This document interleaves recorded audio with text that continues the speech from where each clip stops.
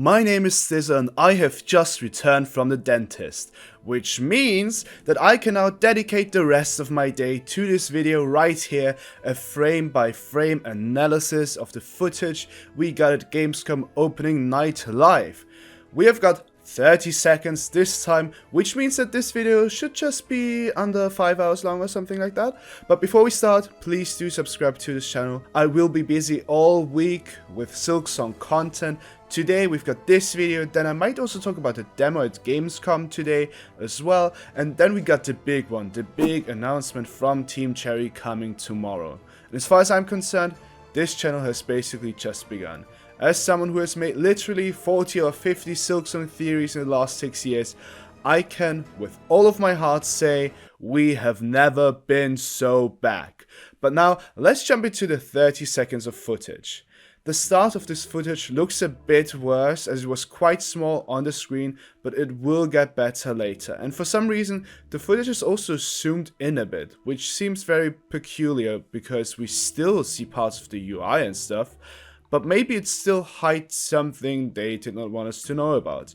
For example, a specific health bar, or for example, a version number being displayed on the bottom right or something, you know? Or the overworked and underpaid editor for the segment made a mistake and accidentally zoomed in the footage. Anyway, first up, we are once again in the far fields. This area has been featured quite a lot over the last 3 years, and we know the name based off some Xbox screenshots from way back, if I remember correctly. Before we focus on the double homicide Hornet is committing in the front, I want to mention the Stalactites in the back. I think they are a very cool distinguishing factor, giving this whole area more of a vibe of a large cave of sorts, and B, I just love this design flourish that gives them these horizontally extending thorns or leaves. Now, stalactites form when water dissolves and its minerals stay behind, forming a stalactite over time. And naturally, they would never have these growths towards the side, which means that while these evoke the feeling of stalactites, they could theoretically also be some kind of special root growing there, or a plant that has overgrown the stalactites and uses its materials to grow, and it just happens to grow in this very distinct way. This is now my running theory here, especially since we see Hornet fight in the foreground here, and the structure the platform is attached to does feel like it could be an overgrown stalactite.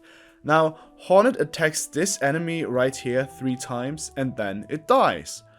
But then, with a youthful squeak, cue the youthful squeak here, it is reborn and dies after 2 additional hits. And this one is very interesting to me, because when it lives again, it actually gains the ability to fly.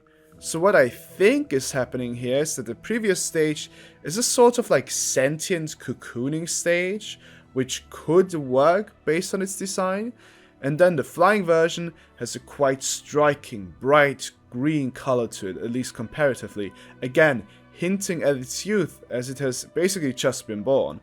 The relationship between these two could also be different though. Parent and child, or host and parasite would be 2 other options that come to mind. I personally like the cocoon to flying bug version the most though, but let me know what you think in the comments. Now we move on and see Hornet zip straight into this blob and use it as a platform just before it explodes, and then proceeds to front flip like Benson Boone on Opposite Day. We then get a good look at Hornet's current UI, with I think nothing we have not seen before, Sawblade tool, then what I think is the equipable zipline move she just used, the drill tool, and the ominous donut.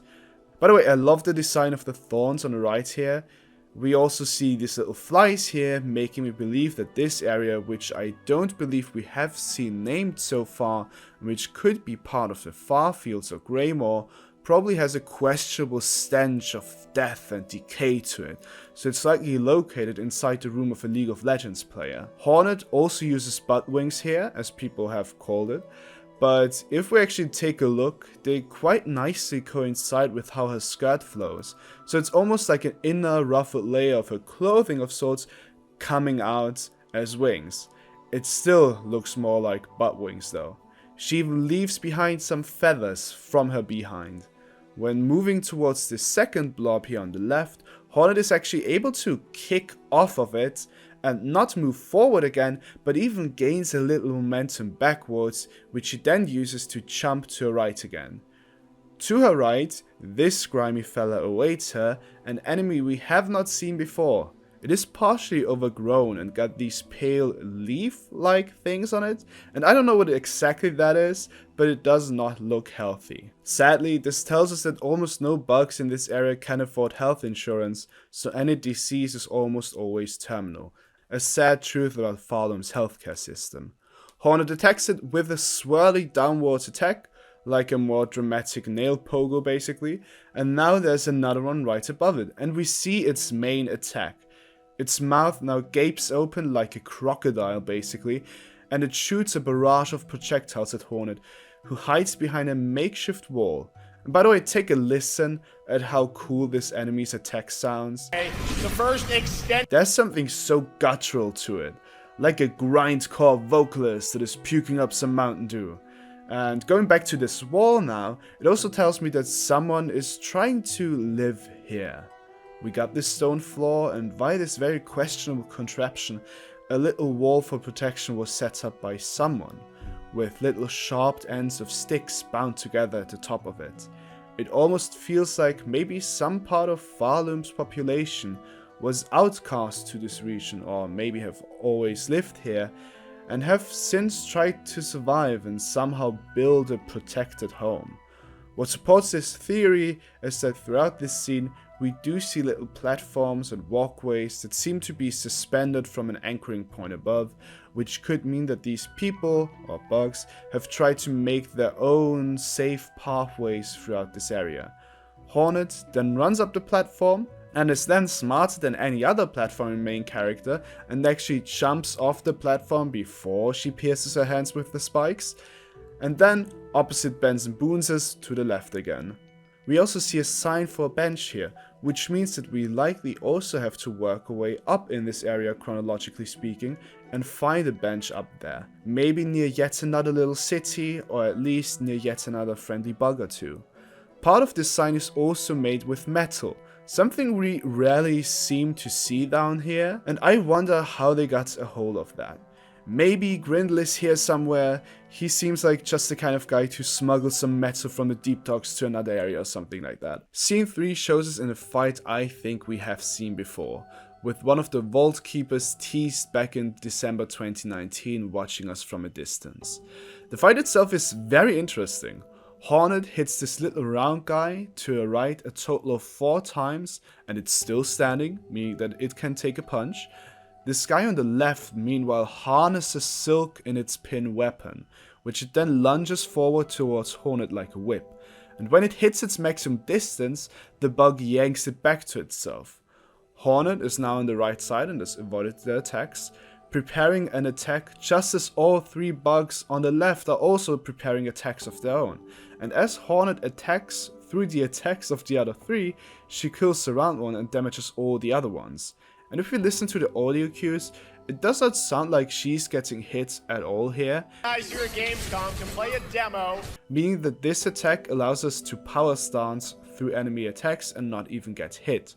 Basically making this game's Sharp Shadow.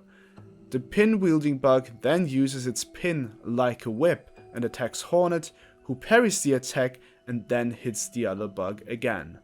Now we move a bit ahead, where we see the same challenge room again, but with other enemies. This flying enemy with the bell spawns in from the front and flies towards the layer Hornet is on, and we got another flying bug to the left and another flying bug with the weapon license to the right. Now Hornet does something really cool here. She actually pulls out a mini grindstone and seems to grind it against her needle, leading to this cool fire effect, and I think it also leads to the needle now being able to do temporary fire damage. Her swings now have this orange hue to them, and as she hits this enemy, red fire particles emerge from it. Some have said that Hornet now also has a fire aura around her that deals damage to its surroundings, but this is not the case I think, as this enemy just flies straight over Hornet without getting hit. It's likely just here to visualize whether the fire damage on the weapon is still active or not, I think. We also see the figure in the background moving around, pacing nervously, because Hornet is cool and a princess and has fire damage, and all he is an at the moment unnamed protector of a dusty vault no one gives a shit about. Hornet then lastly also manages to avoid the bell throwing attack of this bug. Honestly, bad throwing attempt by this bug. I think we should all collectively shame this bug. But now on to the big one, the new boss fight. First up, UI and background. For the UI, we got this white attack symbol thingy, which I'm not sure if we've seen before for this one specifically. If so, please let me know in the comments. And then the background is actually quite special. We got this pendulum swinging from side to side, which looks super cool together with this intricate design in the background. And now this led many to believe that the clock tower area is in fact a clock tower and not a music box, as some had thought before, since there were some elements we had seen before that looked like the machinations of a box of music. I think it can still be both though. Obviously, this clock tower is not here to just tell the time, there's obviously evil afoot in this very place, so I reckon that we actually gotta stop something here and are not just on a detour in an oversized Rolex. So yeah, this could very well be a clock tower that does something and that is powered by songs, by the music box elements inside of it. But now, let's talk about the elephant in the room itself. These two bugs right here. First up, a question. Are you team robot or team homosexuality? Because these two bugs, with the way they embrace themselves here, are not just friends. Let me just tell you that much. But when hit, they do lose bells, screws, and other mechanical parts, which is odd. But the voices don't sound fully robotic to me. Sure, there's an echo effect and they look like they could be fully metallic, but I think there's something else at play here. Maybe Falun found a way to preserve the body beyond its own limit, some kind of mecha or augmented body type stuff. I mean, we have seen big robots before, so clearly they have a fable for that.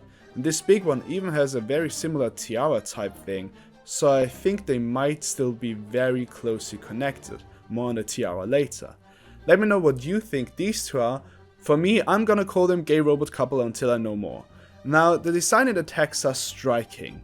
There is a reason why they are already being compared to the Mantis Lords in design. They attack in even more perfect sync, a sync that seems to transcend what normal living and breathing bugs should be capable of. They don't always have the same poses when attacking, but they do move in the same parallel or mirrored direction depending on the attack, like a violent dance Hornet just happens to be in the middle of. Additionally, the heads are interesting. When attacking, the eyes glow white and we see a little circle above the heads with a line extending above it, showing where it is gonna attack next. Now, and this is just another wild theory, I think they could, like so much in Falun, be controlled from somewhere else, and they get a signal from somewhere and from someone, their headgear working like an antenna, and then moving and attacking in the direction they are told. It would be a fun twist on the concept of the antennae of bugs, making the antennae look like antennas and work like antennas. And when the eyes look towards the same spots in the middle of the room, they do their special attack and attack with Melania type efficiency while embracing. Again, these are 100% robotic lovers and I absolutely love these drama queens already. I cannot wait to play this game, and tomorrow we will likely know the release date. Thank you so much for watching. Now please subscribe, please join my Patreons in being one of my Patreons if you want to support me in the months to come, and I will see you extremely soon with more Hollow Knight Silksong. Take care.